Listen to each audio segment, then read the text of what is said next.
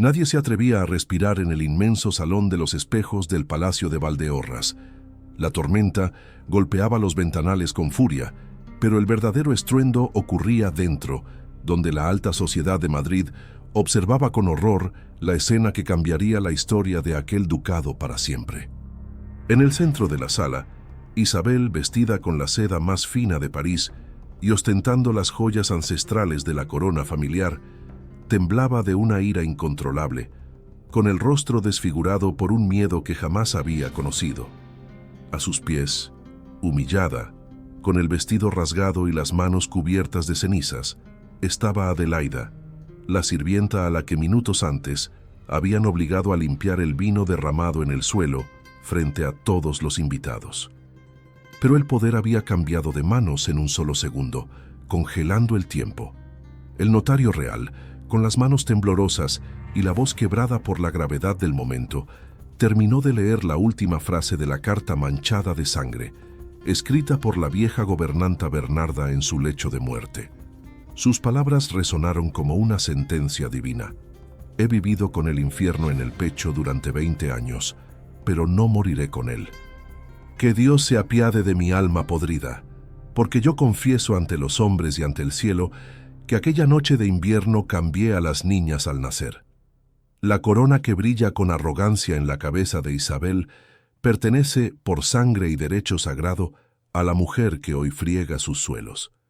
El grito desgarrador de la falsa duquesa resonó como un cristal roto, mientras todas las miradas se volvían, por primera vez con reverencia y espanto, hacia la verdadera dueña del destino.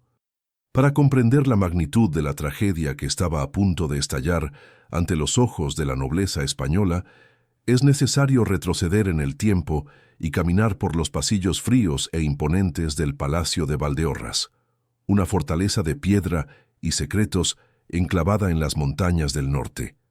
Aquel no era solo un hogar, era un monumento al poder, donde los tapices antiguos absorbían los susurros y los retratos de los antepasados parecían juzgar a los vivos con ojos severos e inmóviles. En este escenario de opulencia asfixiante, la vida fluía en dos mundos paralelos que jamás deberían tocarse, separados por un abismo social infranqueable, pero unidos por un destino cruelmente entrelazado. En el subsuelo, donde la luz del sol luchaba por penetrar a través de ventanas estrechas y polvorientas, vivía Adelaida. A sus 20 años, ella era invisible para la mayoría, apenas una pieza más en el engranaje que mantenía el lujo de los pisos superiores. Sus manos, aunque finas y de dedos largos, que sugerían una vocación para el piano o la escritura, estaban perpetuamente manchadas de hollín, jabón y grasa. Adelaida no tenía apellido, no tenía pasado y, aparentemente, no tenía futuro. Había sido abandonada en los portones del palacio en una cesta de mimbre, o al menos esa era la historia que Bernarda, el ama de llaves, había contado a todos.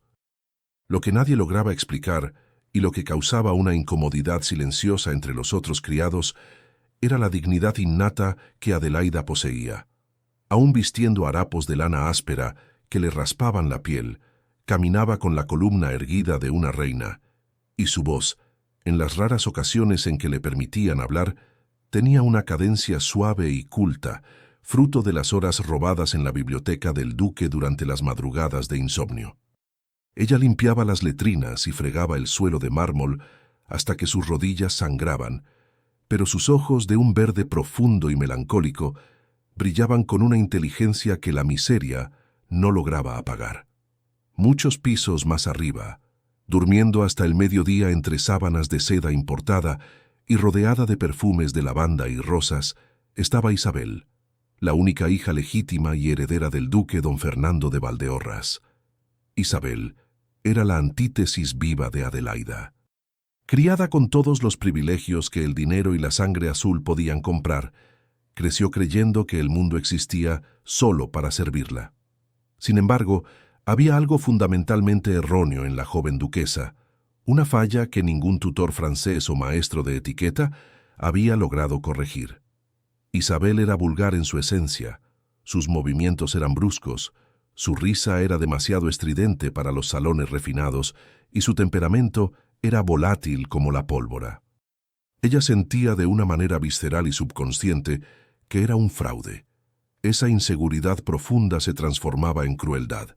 Isabel no solo exigía obediencia, exigía humillación, y el blanco predilecto de su veneno era Adelaida. La presencia de aquella criada silenciosa la perturbaba de una forma que ella no sabía articular. Ver la belleza serena de Adelaida, incluso cubierta de suciedad, hacía que Isabel se sintiera fea, inadecuada e impostora, aunque no supiera el motivo real de esa aversión. Por eso, la heredera dedicaba sus días a inventar castigos. Si el té estaba tibio, era Adelaida quien recibía el líquido en el rostro. Si un vestido le apretaba en la cintura, era Adelaida quien se quedaba sin comer durante 2 días. Era un juego sádico de gato y ratón, donde la rata usaba una corona y el león estaba encadenado. El vértice de este triángulo de tensión era el duque don Fernando, un hombre envejecido prematuramente por la viudez y la decepción.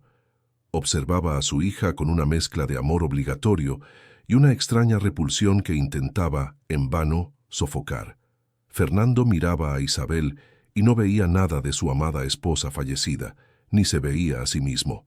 Veía a una extraña. Se preguntaba en sus noches de insomnio regadas con coñac, cómo un linaje de héroes y diplomáticos podía haber producido a alguien tan desprovisto de alma y nobleza de espíritu. Intentaba educarla, intentaba inculcarle el sentido del deber y la compasión que una Valdeorras debería tener, pero era como intentar plantar flores en roca salada. El duque vivía en un luto perpetuo, caminando por los jardines como un fantasma en su propio castillo, ignorando que la hija que su corazón buscaba desesperadamente estaba allí mismo, fregando las escaleras por donde él pasaba, invisible a sus ojos, pero llamándolo a través de la sangre que compartían sin saberlo, y en las sombras, observando todo con ojos de halcón, estaba Bernarda. La vieja ama de llaves, ahora confinada a una cama en el cuarto más alto de la torre de los criados, se estaba muriendo. Su cuerpo se consumía, devorado por una enfermedad que los médicos no lograban nombrar, pero que ella sabía que era el peso de su propia conciencia. Bernarda había gobernado a la servidumbre con puño de hierro durante décadas, temida por todos, leal solo a su propio rencor.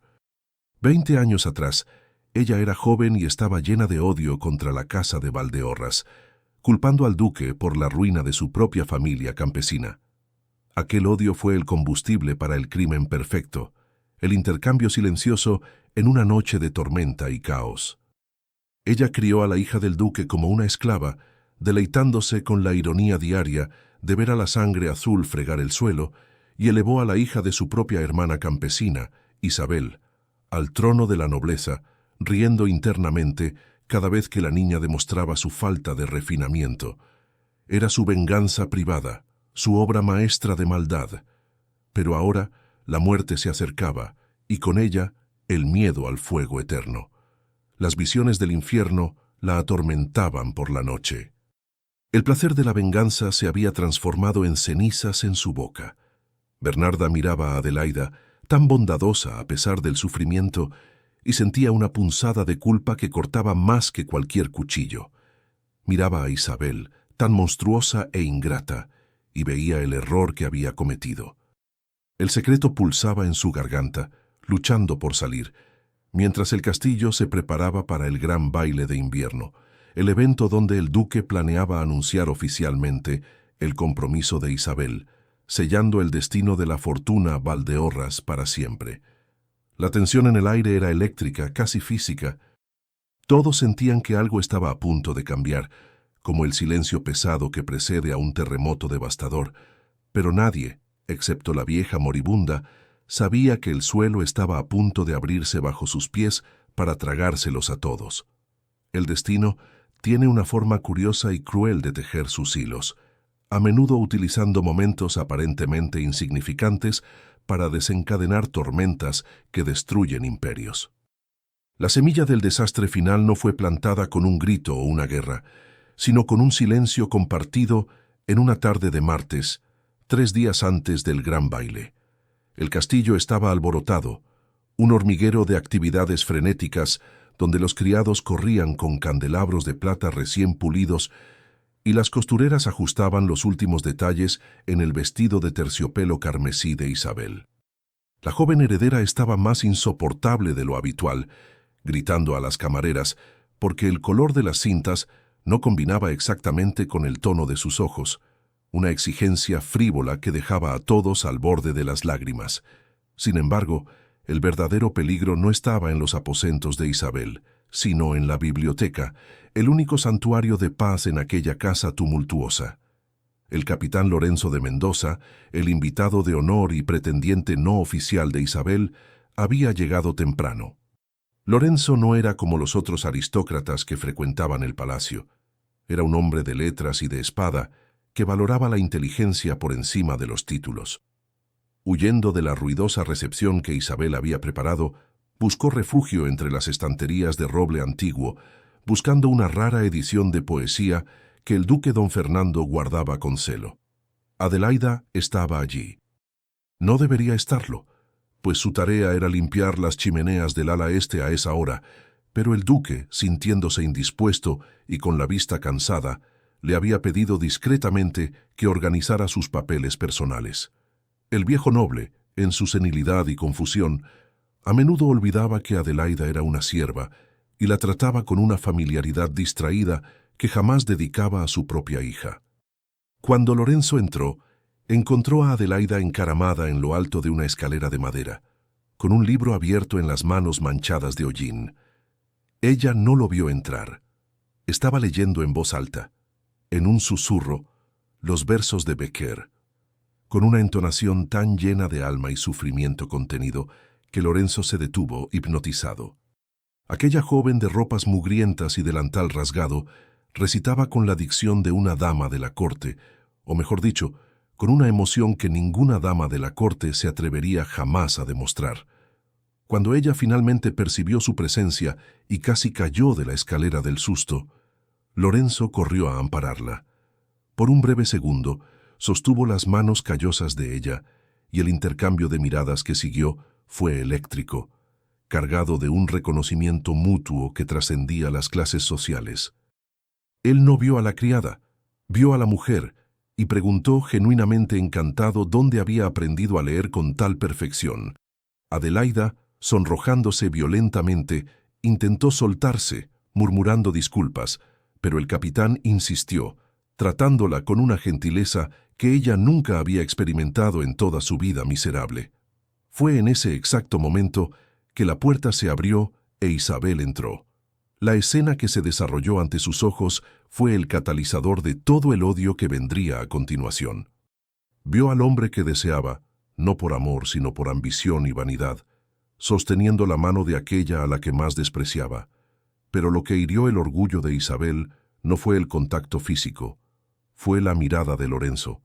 Él miraba a Adelaida como si hubiera encontrado un tesoro en medio de la basura.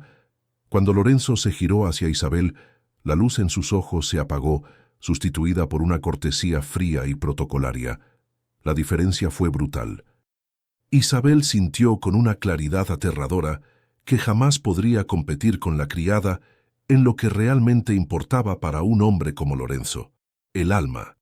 En ese instante, los celos dejaron de ser una rabieta infantil para convertirse en una obsesión maligna. Se dio cuenta de que Adelaida no era solo una molestia doméstica, era una amenaza existencial. Si una criada podía leer poesía y encantar a un capitán, ¿qué impedía que robara todo lo demás? La inseguridad de Isabel, alimentada por años, sintiéndose un fraude en su propia piel, se transformó en pánico. Isabel no hizo un escándalo allí mismo. Era demasiado astuta para eso. Sonrió con una sonrisa de víbora, despidió a Adelaida con un gesto humillante y tomó el brazo de Lorenzo, arrastrándolo fuera de la biblioteca. Pero la semilla estaba plantada. Mientras caminaban por los pasillos, la mente de Isabel trabajaba febrilmente. Necesitaba destruir a Adelaida. No bastaba con castigarla con trabajo extra o privarla de comida. Necesitaba sacarla del castillo, de la vista de Lorenzo y de la vista del duque, quien también parecía tener una predilección irritante por la sierva. Isabel fue directo a los aposentos de Bernarda. La vieja ama de llaves, tosiendo sangre en sus sábanas, escuchó las quejas de su hija. Isabel exigió que Bernarda encontrara una manera de expulsar a Adelaida antes del baile. Bernarda intentó argumentar, sintiendo el peso de sus pecados, diciendo que Adelaida era trabajadora y necesaria, pero Isabel fue implacable. Amenazó a la vieja, diciendo que si no la ayudaba, haría de la vida de la gobernanta un infierno en sus últimos días. Presionada entre la culpa y el amor distorsionado que sentía por la niña que había criado como noble, Bernarda cedió, pero con el corazón pesado. Sugirió con voz temblorosa que una acusación de robo sería lo único lo suficientemente grave para justificar una expulsión inmediata sin que el duque pudiera intervenir. Isabel sonrió, sus ojos brillando con malicia pura. El plan era simple y devastador: usar la joya más preciosa de la familia, el collar de rubíes que había pertenecido a la difunta duquesa, y plantarlo entre las pertenencias de la inocente. Esa noche, mientras el castillo dormía, Isabel entró sigilosamente en el cuarto miserable que Adelaida compartía con otras dos criadas. Con las manos temblando de excitación, escondió el collar dentro del colchón de paja de Adelaida. No era solo una trampa, era una sentencia de muerte social. En el siglo XIX, una criada ladrona no era solo despedida, era marcada, encarcelada o exiliada a la miseria absoluta en las calles. Isabel volvió a su cuarto de seda, sintiéndose victoriosa, sin saber que aquel acto de crueldad sería la llave que abriría la caja de Pandora. Creía que se estaba librando de una rival, pero estaba en realidad forzando al destino a revelar la verdad. El universo no tolera tal desequilibrio por mucho tiempo. Mientras Isabel dormía el sueño de los injustos, Adelaida, exhausta tras fregar el suelo de la biblioteca, donde horas antes había vivido el momento más mágico de su vida, soñaba con los ojos gentiles del capitán, sin imaginar que bajo su cabeza reposaba la prueba falsificada que la destruiría a la mañana siguiente. La tormenta se estaba formando, y el primer trueno llegaría con el amanecer cuando el grito de ladrón resonara por los pasillos de piedra, despertando al duque y sellando el destino de todos los habitantes de la casa de Valdeorras. El amanecer en el palacio de Valdeorras no trajo consigo la habitual calma de las montañas, sino un caos estridente que rompió el silencio de los pasillos de piedra como un martillazo sobre cristal. Todo comenzó con un grito agudo, teatral y perfectamente ensayado, que salió de la garganta de Isabel y resonó por toda el ala noble, despertando a los invitados y poniendo en alerta a la guardia. La joven heredera corrió por el pasillo en camisón, con el cabello desordenado a propósito y el rostro bañado en lágrimas de cocodrilo, gritando que había sido robada, que la memoria de su madre había sido profanada. El duque don Fernando, todavía aturdido por el sueño y visiblemente debilitado por su enfermedad, salió de sus aposentos, envuelto en una bata de terciopelo, tratando de calmar a su hija, quien se aferraba a su pecho sollozando que el collar de rubíes, la joya más sagrada de la familia, había desaparecido de su joyero. La acusación no quedó en el aire. Isabel, con un dedo acusador que temblaba de falsa indignación, señaló directamente hacia las escaleras de servicio. Ella sabía, dijo con veneno en la voz, que esa criada que se daba aires de grandeza, esa tal Adelaida, había estado rondando sus habitaciones con envidia en la mirada. El duque, aunque reacio a creer que la muchacha tranquila de la biblioteca fuera capaz de tal bajeza, no tuvo más remedio que ordenar una inspección inmediata, presionado por los gritos histéricos de su hija y la mirada inquisitiva de los nobles que comenzaban a asomarse a sus puertas. La Guardia Real del palacio, hombres brutos acostumbrados a tratar con bandidos y no con muchachas asustadas, irrumpió en los cuartos de la servidumbre como una tormenta. Adelaida estaba terminando de trenzar su cabello frente a un trozo de espejo roto, cuando la puerta fue abierta de una patada. No le dieron tiempo ni de preguntar qué sucedía. La agarraron por los brazos con una fuerza innecesaria, arrastrándola hacia el centro de la habitación, mientras otros guardias volcaban los baúles y rasgaban la ropa humilde de las otras criadas, que gritaban de terror. El capitán de la guardia, un hombre leal al duque pero ciego ante las manipulaciones de Isabel, se dirigió directamente al camastro de Adelaida. Con una navaja, rasgó el colchón de paja podrida de arriba abajo. El sonido de la tela rasgándose fue seguido por un silencio sepulcral, roto únicamente por el tintineo metálico y pesado del collar de rubíes al caer sobre el suelo de madera sucia. Las piedras rojas brillaron con una intensidad obscena entre el polvo y la paja, pareciendo gotas de sangre fresca en medio de la miseria. Un jadeo colectivo recorrió la habitación. Adelaida miró la joya paralizada, con la boca entreabierta y los ojos muy abiertos, incapaz de procesar cómo aquel objeto había llegado allí. Negó con la cabeza, una y otra vez, murmurando un no que apenas se oía, pero la evidencia era condenatoria.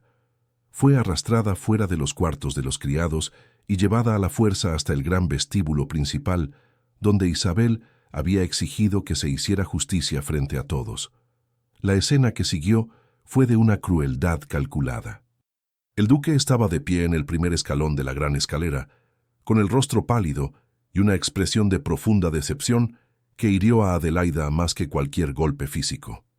A su lado, el capitán Lorenzo de Mendoza observaba la escena con el ceño fruncido, una mezcla de confusión y dolor en sus ojos oscuros. Él quería intervenir, quería gritar que aquello era imposible, que la chica que leía a Becker no podía ser una ladrona vulgar, pero el collar estaba en las manos del jefe de la guardia, una prueba irrefutable que ataba sus manos y silenciaba su defensa.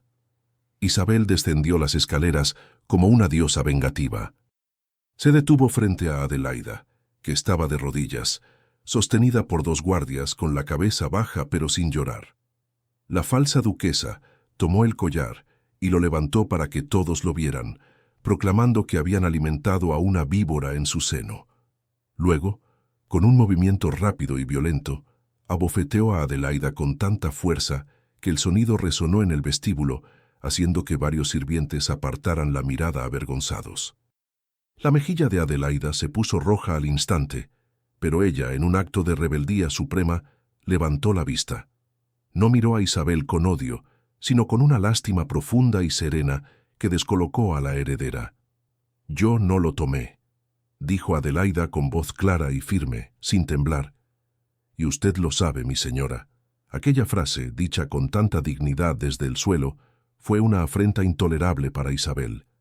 Furiosa porque la humillación no había quebrado el espíritu de su rival, Isabel exigió a su padre que la expulsaran inmediatamente, que la arrojaran a la calle como a un perro sarnoso para que muriera de hambre y frío, pues la cárcel era demasiado buena para una traidora.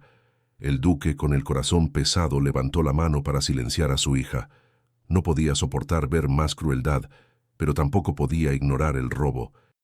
Con voz cansada, ordenó que encerraran a Adelaida en las celdas subterráneas, hasta que se decidiera su destino final después del gran baile. No quería escándalos con la policía antes de la celebración. Adelaida fue levantada bruscamente y arrastrada lejos de la luz, hacia la oscuridad de las mazmorras. Mientras la llevaban, sus ojos se cruzaron por última vez con los de Lorenzo. Él no apartó la mirada. En ese breve instante, Adelaida le envió un mensaje mudo de inocencia, y él, contra toda lógica, le creyó.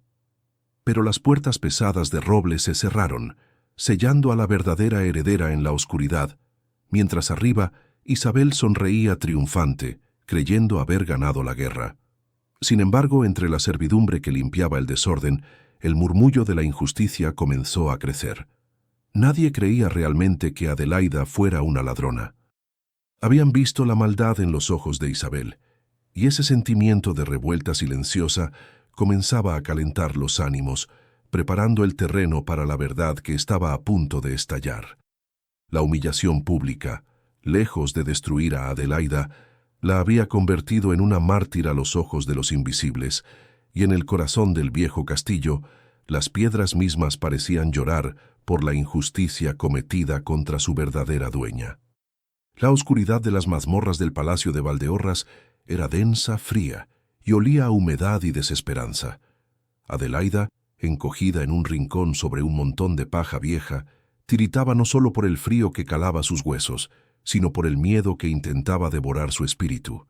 Sin embargo, en medio de esa soledad abrumadora, su mente buscaba refugio en el único lugar donde nadie podía tocarla, sus recuerdos y su imaginación.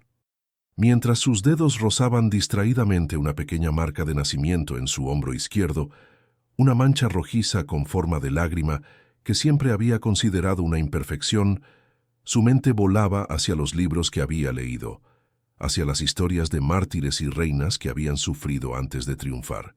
No sabía que esa marca que tocaba en la oscuridad era, en realidad, el sello de su destino, la firma de su linaje grabada en su propia piel. Mientras Adelaida rezaba en el subsuelo, en la torre más alta, la atmósfera era igualmente opresiva, pero por razones muy distintas. Bernarda, el ama de llaves, sentía que la vida se le escapaba con cada respiración rasposa. La fiebre la consumía y las sombras en la habitación parecían cobrar vida, transformándose en los fantasmas de sus pecados. Sabía que no pasaría de esa noche. La imagen de Adelaida siendo arrastrada injustamente, una escena que ella misma había propiciado con su silencio de décadas, fue la gota que colmó el vaso de su resistencia. El miedo al juicio divino superó al miedo al juicio de los hombres. Con un esfuerzo sobrehumano que hizo crujir sus articulaciones doloridas, Bernarda se incorporó en la cama y llamó a Rosita, la joven criada que la velaba con ojos asustados. Con voz ronca, le ordenó que trajera la vieja caja de madera de alcanfor que estaba escondida bajo una tabla suelta del suelo, justo debajo de la ventana. Rosita, temblando, obedeció. Al levantar la tabla, el olor a tiempo encerrado y secretos antiguos llenó la habitación. Sacó la caja y la puso sobre el regazo de la moribunda. Las manos esqueléticas de Bernarda acariciaron la madera con una mezcla de reverencia y repulsión. De su cuello, sacó una pequeña llave de hierro que había llevado colgada durante 20 años, calentada por el calor de su propio cuerpo y el peso de su culpa. Al girar la llave, el mecanismo chasqueó, un sonido seco que pareció resonar como un disparo en el silencio de la noche. Dentro, envuelto en terciopelo negro, no había oro ni joyas, sino algo mucho más valioso y peligroso. Un diario encuadernado en piel azul pálido, con el escudo de la casa de Valdeorras repujado en plata, y una carta sellada con lacre roto. Era el diario íntimo de la difunta duquesa doña Leonor, la madre biológica de Adelaida, muerta horas después del parto. Bernarda lo había robado la noche de la tragedia, no por valor monetario, sino para eliminar la única prueba que podría contradecir su crimen. Con dedos temblorosos, abrió el libro en la última página escrita, fechada el mismo día del nacimiento. Las letras eran trazos débiles y apresurados, escritos por una mujer que sabía que estaba muriendo. Bernarda, con lágrimas quemándole los ojos, leyó en voz alta para sí misma, como una penitencia final. Mi querida hija, mi pequeña estrella, apenas tengo fuerzas para sostenerte, pero te he visto. He visto la marca de Dios en tu hombro, una pequeña lágrima carmesí que te distinguirá siempre.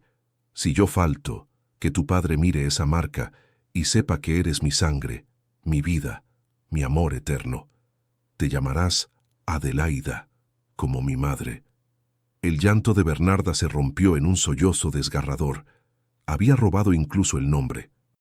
Al intercambiar a las niñas, le había dado el nombre de Adelaida a la hija de la campesina, a quien todos llamaban ahora Isabel, y había dejado que la verdadera Adelaida creciera sin nombre hasta que los criados le pusieron uno al azar. La ironía era cruel. La niña que fregaba los suelos llevaba el nombre de una reina en su sangre, mientras que la impostora llevaba un nombre robado. Pero el diario no era lo único en la caja. También había una confesión a medio escribir, que Bernarda había comenzado años atrás en un momento de debilidad y nunca había tenido el valor de terminar. Ahora, el tiempo se había acabado. «Trae tinta y pluma. Rápido», ordenó a Rosita, con una urgencia que no admitía demora. La joven criada corrió a buscar los implementos. Bernarda, con la mano temblorosa pero guiada por una determinación feroz, terminó la carta. Escribió con la verdad cruda, sin adornos, detallando cómo aprovechó el desmayo del duque y la confusión de la tormenta para cambiar a los bebés, cómo la verdadera heredera tenía la marca de la lágrima en el hombro, y cómo la falsa, Isabel, no tenía marca alguna. Escribió sobre el odio que la motivó y el arrepentimiento que ahora la mataba. Al firmar su nombre, sintió que un peso inmenso se levantaba de su pecho, aunque sabía que el castigo la esperaba al otro lado de la muerte. «Rosita», dijo, cerrando el diario con la carta dentro, «escúchame bien, porque la vida de todos depende de esto. No se lo des al duque. Él está ciego por el dolor. No se lo des a Isabel. Ella lo quemaría. Debes llevar esto al notario real, don Anselmo. Él vendrá mañana temprano para certificar los preparativos del baile. Entrégaselo en mano. Dile que es mi última confesión, mi testamento de sangre. Júralo». Rosita, con los ojos llenos de lágrimas y terror, tomó el paquete envuelto en terciopelo. Sentía que sostenía una bomba en sus manos, algo capaz de destruir el mundo tal como lo conocían. Asintió solemnemente, jurando por la Virgen que cumpliría el encargo. Bernarda se dejó caer en las almohadas, exhausta, su respiración volviéndose cada vez más superficial. Miró hacia la ventana, donde la tormenta comenzaba a amainar, y susurró un último perdón al viento. Mientras tanto, en las profundidades del calabozo, Adelaida sintió un extraño calor en el pecho, una sensación repentina de que no estaba sola, de que el universo había comenzado a moverse a su favor. No sabía que, pisos más arriba, la prueba de su identidad, el diario que contenía las últimas palabras de amor de su madre, acababa de ser liberado de su prisión de 20 años. El pasado había despertado, y estaba listo para reclamar el presente, con la furia de una verdad demasiado tiempo silenciada. Las horas en el calabozo no se medían por el reloj, sino por el goteo incesante de la humedad que se filtraba entre las piedras milenarias y el latido doloroso de un corazón roto. Adelaida, acurrucada en la oscuridad, había pasado por todas las etapas del duelo en una sola noche: la negación incrédula, la ira impotente y, finalmente, una tristeza profunda y pantanosa que amenazaba con ahogarla. Al principio, lloró como la niña huérfana que siempre había sido, lamentando la injusticia de un mundo que parecía diseñado para aplastar a los débiles. Se preguntó qué pecado había cometido para merecer tal castigo, por qué Dios le había dado una sensibilidad capaz de apreciar la belleza de la poesía solo para condenarla a vivir entre la inmundicia. La tentación de rendirse, de aceptar su papel de víctima y dejarse morir de vergüenza y frío, era dulce y seductora. Sería fácil simplemente cerrar los ojos y dejar de luchar contra una corriente que era demasiado fuerte para sus brazos cansados. Sin embargo, en el silencio sepulcral de la madrugada, algo cambió. No fue un relámpago repentino, sino una brasa lenta que comenzó a arder en las cenizas de su desesperación.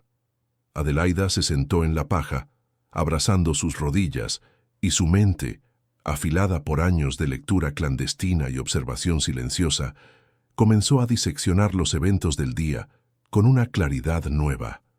Recordó la mirada de Isabel en el vestíbulo. No era la mirada de una víctima agraviada por un robo, era la mirada de un depredador asustado. Adelaida se preguntó, ¿por qué? ¿Por qué la poderosa heredera de Valdeorras, dueña de tierras y títulos, sentiría la necesidad de destruir con tanta saña a una simple criada? Si Adelaida fuera insignificante, como siempre le habían dicho, Isabel simplemente la habría despedido. Pero el montaje del collar, la teatralidad, el odio visceral, todo indicaba que Isabel no la veía como un estorbo, sino como una amenaza. Ese pensamiento fue la chispa. «Ella me tiene miedo», susurró Adelaida a la oscuridad. La idea era absurda y embriagadora al mismo tiempo. La duquesa temía a la fregona. Y si el enemigo tenía miedo, significaba que Adelaida tenía poder, aunque todavía no supiera cuál era ni de dónde provenía. Se puso de pie, sacudiéndose la paja de su vestido roto. Sus movimientos ya no eran los de una sierva derrotada. Caminó hasta los barrotes de hierro y aferró el metal frío con sus manos. La frialdad del hierro le transmitió una fuerza extraña. Recordó a las heroínas de las novelas que leía en la biblioteca, mujeres que enfrentaban la guillotina o el exilio con la cabeza alta. «No soy lo que ellos dicen que soy», se dijo con firmeza. «Mi valor no está en ese collar, ni en mis ropas, ni en el apellido que no tengo. Mi valor es mío». Fue entonces cuando escuchó pasos ligeros y apresurados bajando la escalera de caracol. Una luz tenue parpadeó en las paredes de piedra. Adelaida retrocedió, temiendo que fueran los guardias viniendo a ejecutar algún castigo nocturno ordenado por Isabel. Pero la figura que emergió de las sombras no llevaba uniforme, sino una capa oscura que ocultaba un traje de gala. Era el capitán Lorenzo de Mendoza. Había sobornado al carcelero con más oro del que el hombre ganaría en un año para tener 5 minutos a solas con la prisionera. Cuando Lorenzo acercó la linterna a los barrotes y la luz iluminó el rostro de Adelaida, él no vio culpa ni miedo. Vio una determinación feroz que lo dejó sin aliento. «Pensé encontrarte destrozada», susurró él, extendiendo una mano a través de las rejas.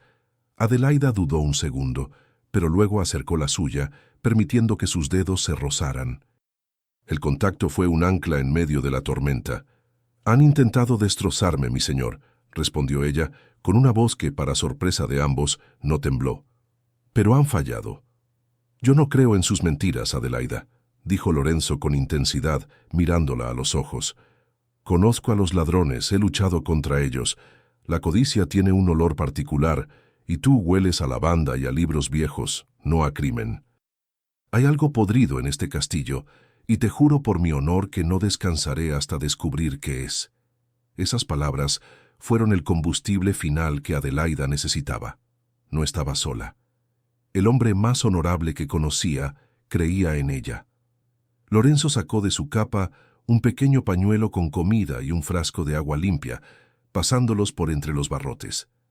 Pero más importante que el sustento físico fue lo que dijo antes de irse, cuando el ruido de la guardia cambiando de turno arriba los alertó. «Mañana, cuando te lleven ante el duque y la corte improvisada antes del baile, no bajes la cabeza», le imploró. «Míralos a todos como me miraste en la biblioteca. Si vas a caer, cae como una reina, no como una sierva, porque a mis ojos la única nobleza en esta casa reside en esta celda». Lorenzo desapareció en las sombras, dejando a Adelaida sola de nuevo, pero ya no era la misma mujer. Comió el pan con gratitud, sintiendo cómo la fuerza regresaba a su cuerpo. Se alisó el cabello lo mejor que pudo y limpió su rostro con el agua. Se preparó mentalmente para el día siguiente. Ya no iría al juicio a suplicar piedad. Iría a exigir la verdad. Una extraña calma se apoderó de ella, una certeza intuitiva de que el destino estaba a punto de girar. Adelaida se sentó erguida en la oscuridad, esperando el amanecer no como una condenada que espera su ejecución, sino como un soldado que espera la batalla. La transformación estaba completa. La muchacha asustada había muerto en esa celda. La mujer que saldría de allí al día siguiente tendría la fuerza para sacudir los cimientos del palacio. La injusticia la había forjado en acero, y sin saberlo, se había preparado para recibir la corona que el destino le tenía reservada, no por derecho de sangre, que aún ignoraba, sino por derecho de espíritu. El gran salón de los espejos, habitualmente escenario de valses y risas frívolas, se había transformado aquella mañana en un tribunal improvisado y despiadado.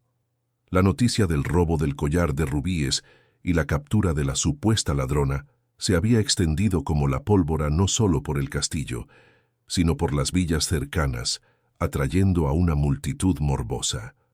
Los aristócratas, llegados anticipadamente para el baile de la noche, se agolpaban en los balcones superiores, observando la escena con monóculos y abanicos que ocultaban sus susurros venenosos, tratando el destino de una vida humana como si fuera una obra de teatro grotesca. Abajo los sirvientes se alineaban contra las paredes, obligados a presenciar el castigo de una de los suyos como advertencia. El aire estaba cargado de un perfume empalagoso mezclado con el sudor frío de la tensión. En el centro de todo, sentado en su trono de terciopelo raído por el tiempo, el duque don Fernando parecía más un cadáver que un juez. Su piel tenía el color de la cera y sus manos temblaban visiblemente sobre los apoyabrazos dorados, aplastado por la vergüenza de un escándalo bajo su propio techo. A su derecha, de pie y resplandeciente, estaba Isabel.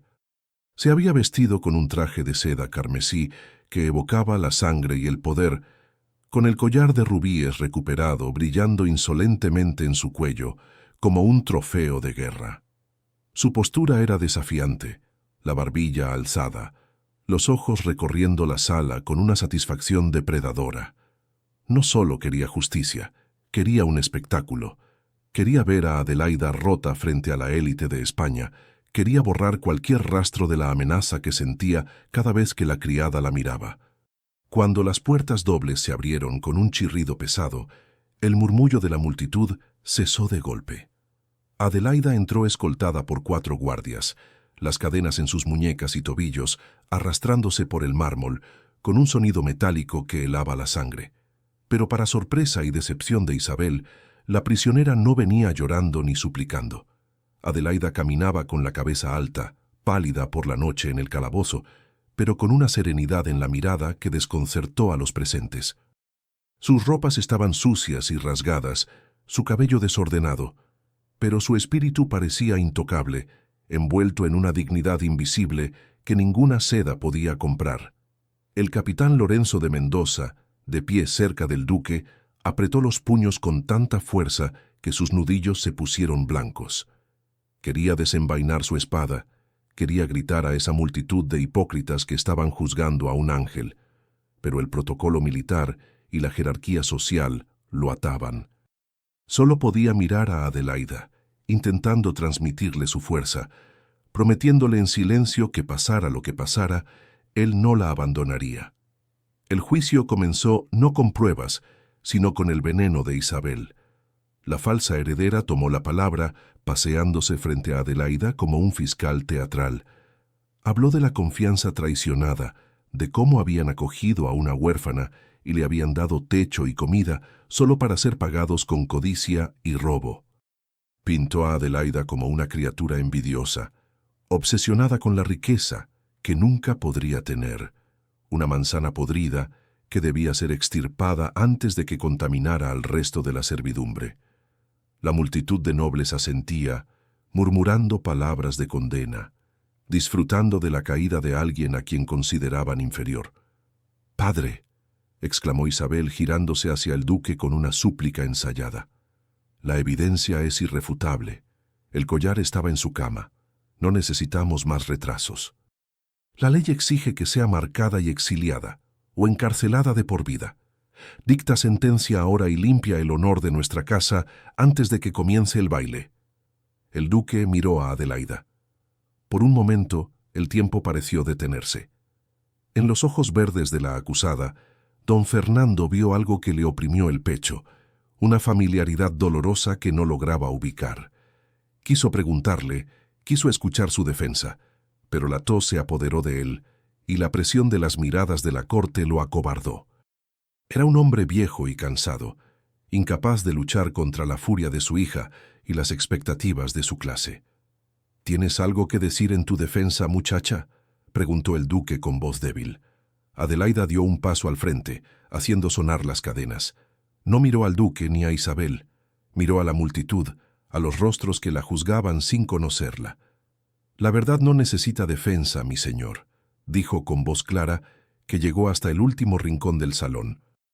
«Y la mentira, por más fuerte que grite y por más joyas que vista, siempre termina por devorarse a sí misma. Yo no robé ese collar. Fue puesto allí por manos que temen mi existencia. Pueden encadenar mi cuerpo, pero mi conciencia es más libre que la de cualquiera de los que me acusan hoy aquí». Un grito de indignación recorrió la sala. «¡Qué insolencia! ¡Qué atrevimiento!». Isabel, furiosa porque Adelaida no se quebraba, exigió silencio a gritos. «Basta de blasfemias», chilló la heredera perdiendo su compostura regia. «Condénala, padre, ahora». La presión social era insoportable. El duque, derrotado, levantó la mano para dictar la sentencia. Lorenzo dio un paso adelante, dispuesto a intervenir a cualquier precio, interponiendo su cuerpo entre el juez y la acusada. El caos estaba a punto de estallar.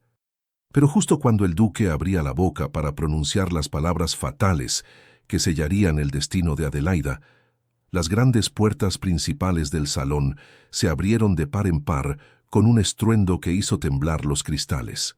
Todas las cabezas se giraron. En el umbral, recortada contra la luz brillante del mediodía, no había un guardia sino una figura pequeña y decidida. Rosita, la criada de Bernarda, con el rostro bañado en lágrimas y sosteniendo el paquete de terciopelo contra su pecho como si fuera un escudo sagrado. Y junto a ella, con el rostro grave y una capa de viaje cubierta de polvo, estaba don Anselmo, el notario real de la comarca, un hombre cuya integridad era temida tanto como respetada. El silencio que cayó sobre la sala fue absoluto, pesado, terráqueo. Isabel sintió un frío repentino en la nuca, un presentimiento oscuro que le heló la sangre. Rosita corrió hacia el centro de la sala, ignorando a los guardias que intentaron detenerla, y se arrojó a los pies del duque, levantando el diario azul y la carta sellada. Don Anselmo avanzó detrás de ella, su voz resonando con la autoridad de la ley suprema. «Detengan este juicio», ordenó el notario, su voz retumbando como un trueno. «Nadie dictará sentencia hoy hasta que se escuche la voz de los muertos. Traigo una confesión del hecho de muerte que no solo absuelve a esta joven, sino que condena a esta casa hasta sus cimientos». El confronto social había llegado a su punto de ruptura. La jerarquía estaba a punto de invertirse. El duque miró el diario azul que Rosita le ofrecía, reconociendo al instante el escudo de plata de su difunta esposa, un objeto que creía perdido hacía 20 años. Su mano temblorosa se extendió hacia el libro, mientras Isabel, pálida como un espectro, retrocedía, comprendiendo demasiado tarde que el suelo bajo sus pies ya no existía. La verdad había entrado en el salón, y no traía cadenas, sino una espada de fuego. El silencio que siguió a la proclamación del notario no fue de paz, sino de parálisis, como si el aire mismo se hubiera solidificado alrededor de los presentes. Don Anselmo, un hombre de leyes que había visto disputas de tierras y herencias durante 40 años, nunca había sostenido un documento tan explosivo entre sus manos. Con movimientos deliberados y lentos, rompió el sello de lacre rojo que cerraba la carta de Bernarda. El sonido del papel rasgándose resonó en el salón cavernoso más fuerte que cualquier grito.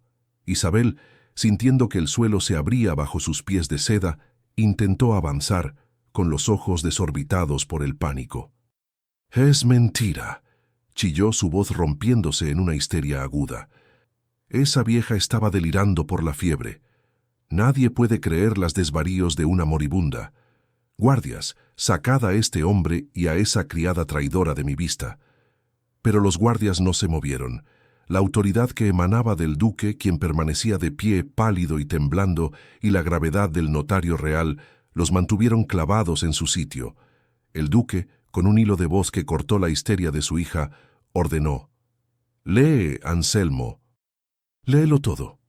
El notario ajustó sus anteojos y comenzó a leer con una voz monótona pero potente, que llegaba a cada rincón de la sala. Las palabras de Bernarda, escritas desde el borde de la tumba, cobraron vida, tejiendo una red de horror y revelación. «Yo, Bernarda de los Santos, ante el juicio inminente de Dios, confieso mi crimen más negro». Hace 20 años, en la noche de la gran tormenta, cuando la duquesa Leonor exhaló su último suspiro y el duque cayó inconsciente por el dolor y el vino, cometí un acto de venganza. Cambié a las niñas. Tomé a la hija de mi propia sangre, nacida de mi hermana campesina esa misma noche en las caballerizas, y la puse en la cuna de oro. Tomé a la verdadera heredera de Valdeorras, sangre de la sangre del duque, y la condené a una vida de servidumbre y cenizas. Lo hice por odio, pero muero por culpa. Un jadeo colectivo recorrió la multitud. Los abanicos se detuvieron. Las damas se llevaron las manos a la boca. Isabel retrocedió tambaleándose, negando con la cabeza frenéticamente, como si pudiera borrar la realidad con la fuerza de su negación. «¡Miente, miente!», gritaba, pero su voz ya no tenía fuerza, solo desesperación. Don Anselmo levantó la mano para pedir silencio y continuó, leyendo el párrafo final, el que contenía la prueba irrefutable. «Si dudan de mi palabra, busquen la marca. La verdadera hija de Leonor lleva en su piel el sello de su madre. Una marca de nacimiento en forma de lágrima carmesí en el hombro izquierdo, la misma que tenía la difunta duquesa. La usurpadora, a quien llamáis Isabel, tiene la piel limpia. La verdadera duquesa es Adelaida». El nombre Adelaida quedó flotando en el aire, pesado y brillante. Todas las miradas, antes llenas de desprecio, se volvieron hacia la prisionera encadenada. Adelaida sentía que el mundo giraba demasiado rápido. El corazón le golpeaba contra las costillas, como un pájaro enjaulado. ¿Ella? ¿La fregona? ¿La hija del duque? Los recuerdos de su vida pasaron ante sus ojos.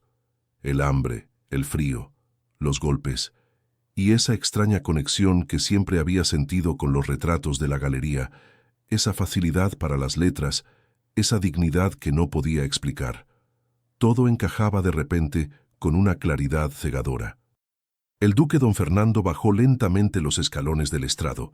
Parecía haber envejecido 10 años en 10 minutos, pero también había una luz nueva en sus ojos, una chispa de esperanza desesperada. Caminó hacia Adelaida, ignorando a Isabel, que intentaba agarrarlo del brazo. Se detuvo frente a la joven encadenada. Con manos que temblaban violentamente, el duque extendió los dedos hacia el hombro izquierdo de Adelaida. El vestido de ella ya estaba rasgado por el maltrato de los guardias, facilitando la revelación. Con una delicadeza infinita, el duque apartó la tela sucia. Allí estaba, nítida, inconfundible, roja como la sangre y clara como la verdad, la lágrima carmesí. El duque soltó un sollozo desgarrador, un sonido que partió el alma de todos los presentes.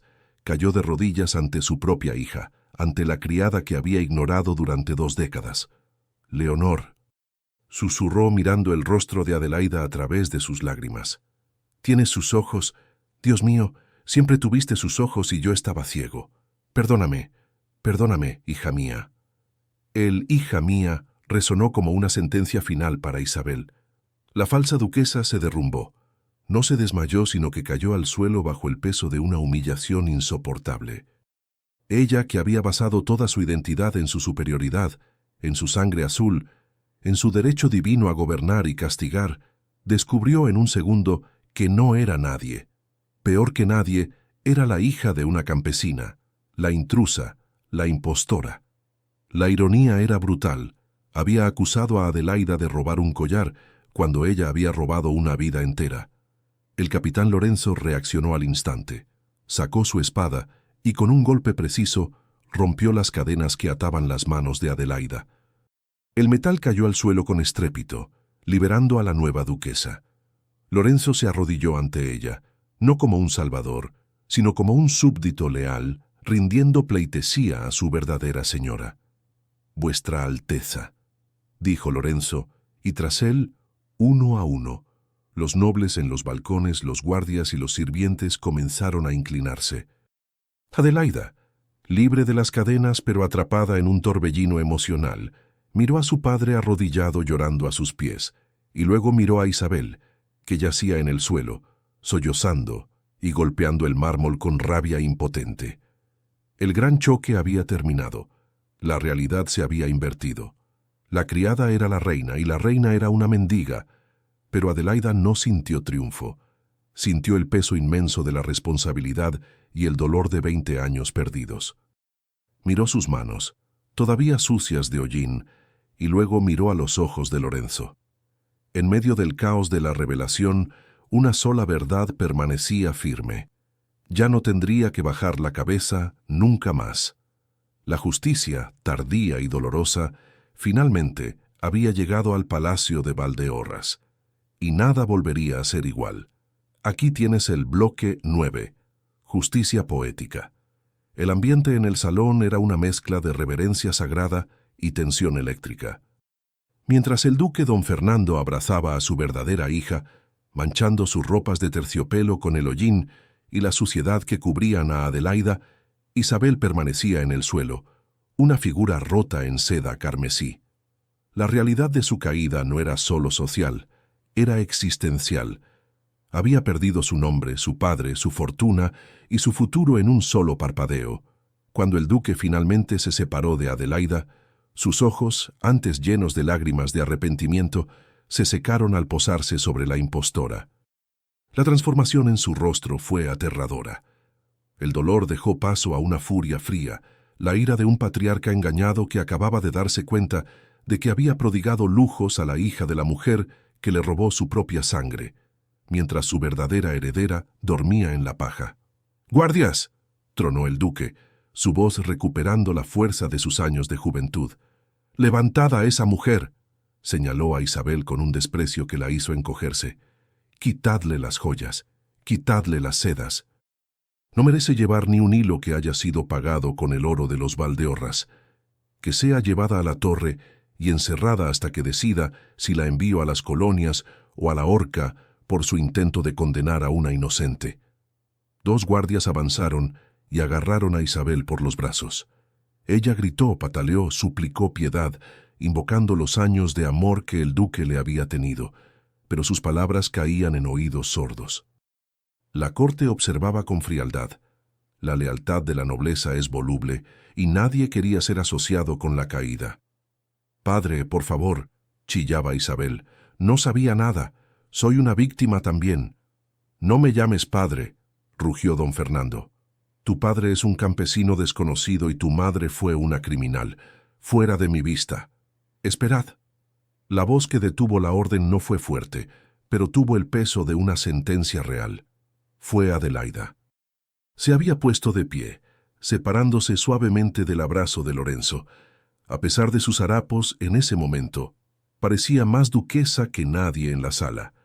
Levantó una mano y los guardias se detuvieron instantáneamente, mirando al duque en busca de confirmación. Don Fernando asintió, cediendo la autoridad a su hija. Adelaida caminó lentamente hacia Isabel. No había odio en su rostro, solo una calma profunda y una tristeza antigua. Se detuvo frente a la mujer que la había atormentado durante años, la mujer que le había negado comida, que la había golpeado, que la había humillado por diversión. Isabel levantó la vista, esperando un golpe, un insulto, algo que validara su propio veneno. Pero Adelaida hizo algo mucho más devastador. La miró con lástima. «No la encerréis», dijo Adelaida suavemente. «¿Piedad, hija mía?», preguntó el duque, incrédulo. «Después de todo lo que te hizo, ¿pides piedad?». «No es piedad, padre». «Es justicia», respondió Adelaida sin apartar la mirada de Isabel. «La cárcel es un techo y comida asegurada. Ella me quería en la calle, sin nombre y sin nada. Ella despreciaba a los pobres, se burlaba de su hambre y de su frío. Sería injusto privarla de la lección que la vida le tiene preparada». Adelaida se volvió hacia los sirvientes, hacia las mujeres que habían sido sus compañeras de miseria. «Traed mis ropas», ordenó, «no las que llevo puestas. Traed el vestido viejo de lana gris que usé para fregar los suelos el invierno pasado. Y mis zapatos rotos». Un murmullo de comprensión recorrió la sala. La justicia poética comenzaba a tomar forma. Cuando trajeron los harapos, Adelaida los arrojó a los pies de Isabel.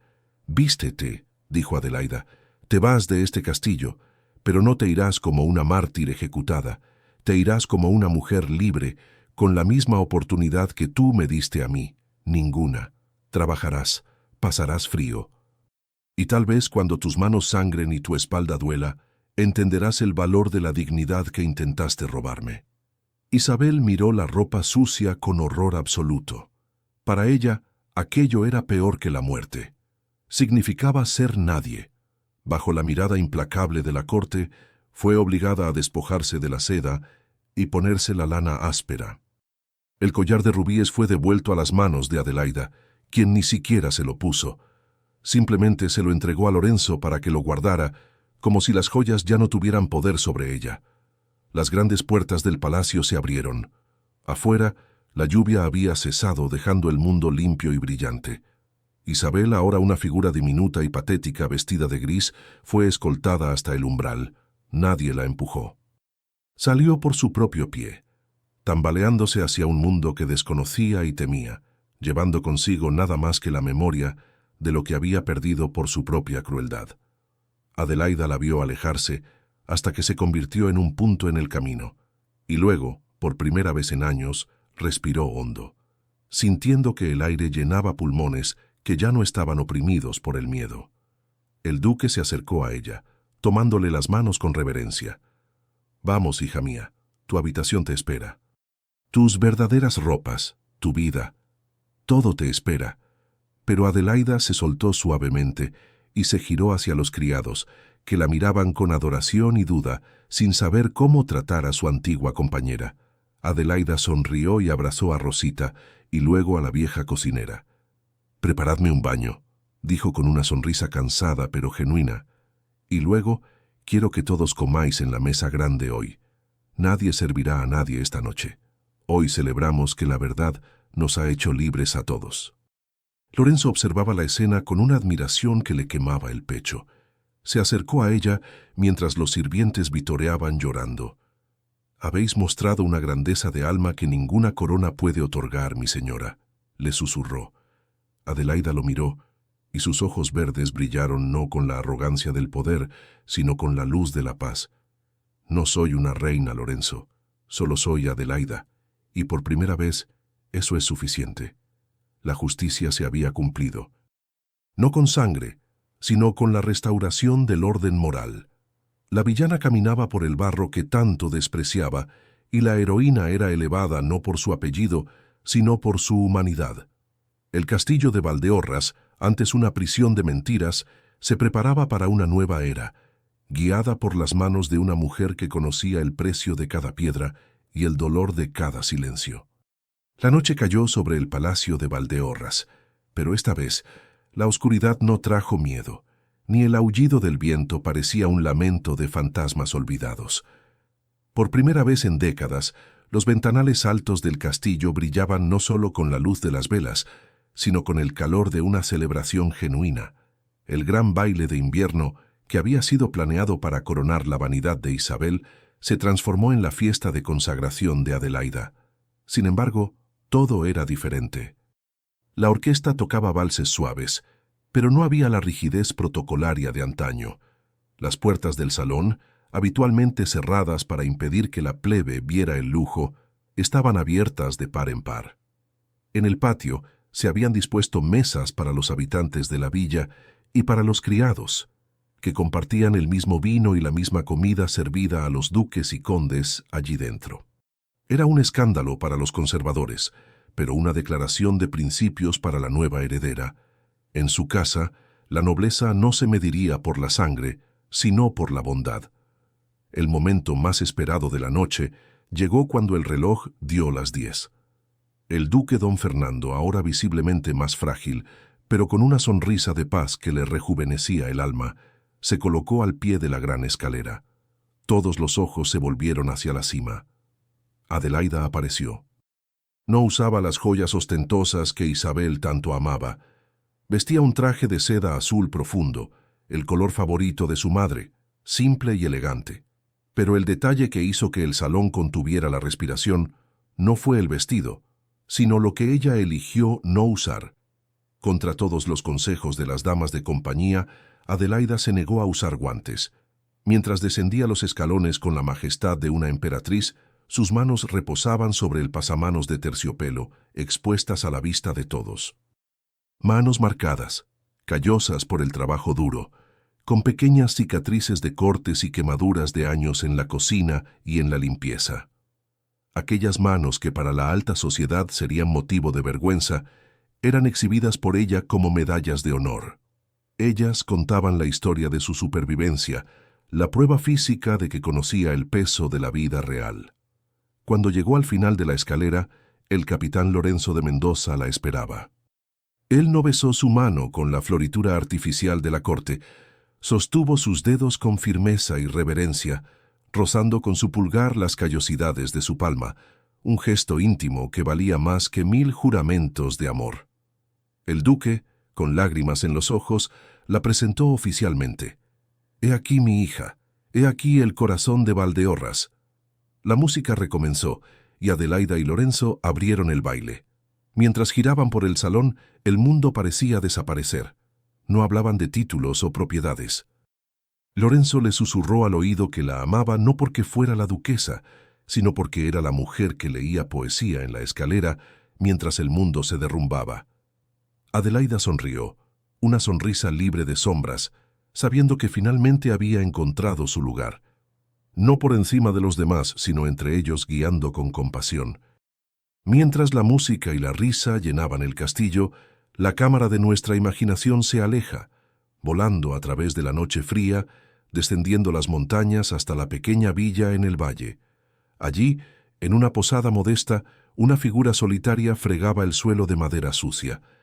Isabel, vestida con la lana gris que un día despreció, se detuvo por un momento. El sudor corría por su frente y su espalda dolía de una manera que ella nunca imaginó posible. A través de la ventana pequeña y empañada, podía ver allá en lo alto las luces del castillo brillando como estrellas distantes. Por un segundo, la amargura subió a su garganta, el veneno del «y sí» y del «por qué». Pero entonces, la voz ruda del posadero gritó, mandándola volver al trabajo si quería comer esa noche. Isabel bajó la cabeza y continuó fregando. La lección apenas comenzaba. La vida, implacable y justa, le estaba enseñando, callo por callo, lo que significaba ser humano. Ella ya no era la villana de un cuento de hadas. Era solo una mujer enfrentando el abismo que ella misma había cavado, y tal vez, solo tal vez, en ese sufrimiento hubiera una remota oportunidad de redención, años en el futuro. De vuelta al castillo, la fiesta terminaba. Adelaida se retiró a la biblioteca, el lugar donde todo había comenzado. Sobre la mesa de roble, el diario de su madre estaba abierto junto a un nuevo cuaderno, en blanco. Ella tomó la pluma. No para firmar decretos o sentencias, sino para escribir su propia historia. Afuera la luna iluminaba los jardines donde la nieve comenzaba a derretirse, anunciando la llegada de la primavera. El invierno de la casa de Valdeorras había terminado. La tiranía del secreto había sido rota por la fuerza de la verdad. Adelaida miró la marca en su hombro, la lágrima carmesí, y después hacia la ventana. Sabía que los desafíos vendrían. La aristocracia no aceptaría fácilmente sus cambios, y los prejuicios eran raíces difíciles de arrancar. Pero no estaba sola. Tenía el amor de un padre que buscaba perdón, la lealtad de un hombre que la veía por completo, y lo más importante, la fuerza inquebrantable de quien sobrevivió al infierno para traer la luz. Ella mojó la pluma en la tinta y escribió la primera frase de su nueva vida. La nobleza no está en la sangre que heredamos, sino en las lágrimas que secamos y en las manos que extendemos. Cerró el libro y el silencio que envolvió el cuarto no fue de soledad, sino de plenitud. La justicia poética había sido servida, completa y absoluta. Pero el mundo es vasto, y los secretos de la nobleza son infinitos. Mientras las luces de Valdeorras se apagan para el descanso de los justos, el viento lleva susurros de otra tragedia, no muy lejos de allí. Cruzando el valle, en la imponente mansión de las Espinas Negras, una novia llora frente al espejo, vestida para un matrimonio que no eligió. Un testamento fue quemado y un hermano fue traicionado. La injusticia nunca duerme profundamente, y donde haya un silencio forzado, habrá una historia esperando para ser gritada. La saga de Adelaida termina aquí, pero los relatos que conmueven continúan. Preparen sus corazones, pues en la próxima historia la traición vendrá de donde menos se espera, y el precio de la libertad será pagado con algo más valioso que el oro. No se pierdan el próximo capítulo, La novia vendida y el secreto del marqués. Hasta entonces, recuerden, la verdad es como el agua. Puede ser represada, pero tarde o temprano siempre encontrará su camino hacia el mar.